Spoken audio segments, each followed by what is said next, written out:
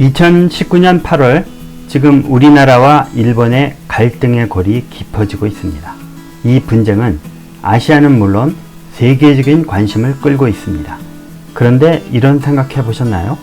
외국의 언론들은 대체로 이 문제에서 한국과 일본 어느 쪽을 지지할까요? 대체로 유력 신문이나 방송들은 가급적 객관적인 사실 보도만 하고 의견이나 논평을 하지 않고 있습니다만 일부 언론에서 이상한 입장을 보이고 있는 것도 사실입니다. 아무래도 일본의 영향이 비교적 큰 지역에서는 일본에 편향된 기사나 논평이 있는데요. 오늘은 그런 언론들을 살펴보겠습니다. 먼저 세계적인 통신사 AP통신의 AP비즈니스는 8월 2일자 일본이 한국의 위치를 격하하여 긴장도를 높이다 제하의 기사에서 이렇게 얘기했습니다. 일본과 한국은 오랫동안 영토 문제와 더불어 일본이 한국을 점령하고 있는 동안 전쟁 기간 중 한국인의 노동과 군대에 설치된 유곽에서의 한국 여성에 대한 성적 학대 문제에 대해 한국이 더 많은 사과와 보상을 요구하여 갈등해 왔다. 이렇게 썼습니다. 이 주장은 일본 극우파들의 주장과 같은 주장입니다. 한국이 일본의 사과와 배상에 만족하지 못하고 계속 더 많은 것을 요구하는 것이 문제라는 것 같습니다.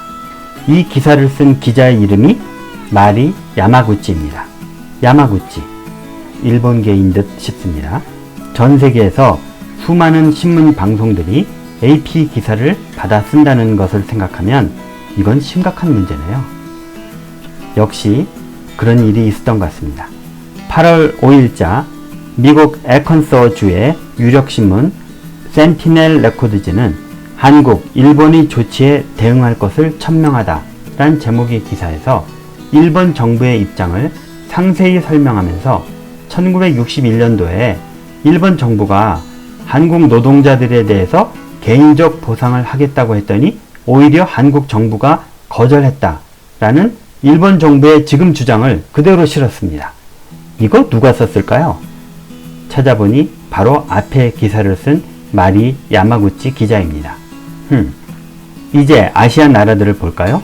인도의 파이오니어는 8월 8일자 아시아에서 새로운 무역전쟁이라는 제목의 기사에서 이렇게 얘기했습니다.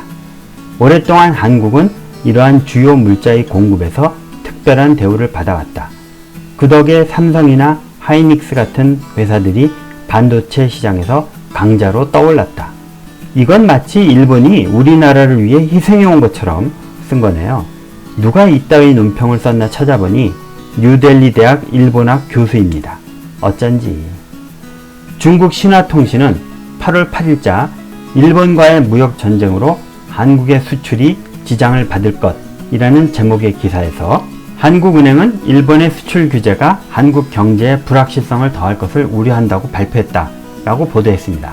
거기다 덧붙여 이 통신은 이렇게 말했네요. 한국 경제의 절반을 차지하는 수출이 7월까지 연속해서 8개월째 감소했다. 이러면서 한국의 경제적 문제를 부각했습니다. 이란의 프레스TV는 8월 3일자 일본이 한국과의 무역 분쟁이라는 기사에서 다음 문제는 한국에 달렸다. 한국이 타협을 한다면 문제가 개선되겠지만 만약 보복한다면 더 악성으로 추락할 것이다. 이렇게 보도하여 마치 이번 문제의 책임이 우리나라에 있는 듯 썼습니다. 우리는 먼저 당한 것 아니었어요? 미국의 애플 매거진은 8월 9일자 문 대통령 평화 경제를 외치며 일본을 반박하다 라는 제목의 기사에서 문재인 대통령의 평화 경제 발언이 미국 정부를 자극하고 북한에게 한국을 더 압박해야겠다는 잘못된 신호를 줄 것이다 라고 비판하는 인터뷰를 그대로 인용했습니다. 미국 펜실베니아의 타임즈 헤럴드지는 8월 6일자에 문 평화 경제를 주장하다 라는 기사에서 문 대통령이 북한과의 협력을 말한 것은 그가 일본에 대응할 방법이 별로 없다는 것을 뜻한다 라고 비판했습니다. 이런 미국 지역 신문들은 워싱턴에 따로 특파원이 없는 경우가 많아서 그저 큰 신문사나 통신사의 기사를 받아서 쓰기 마련입니다. 그렇게 보면 이들의 논조가 어느 정도 미국 정부의 의사를 담고 있다고 봐야 할 것 같습니다.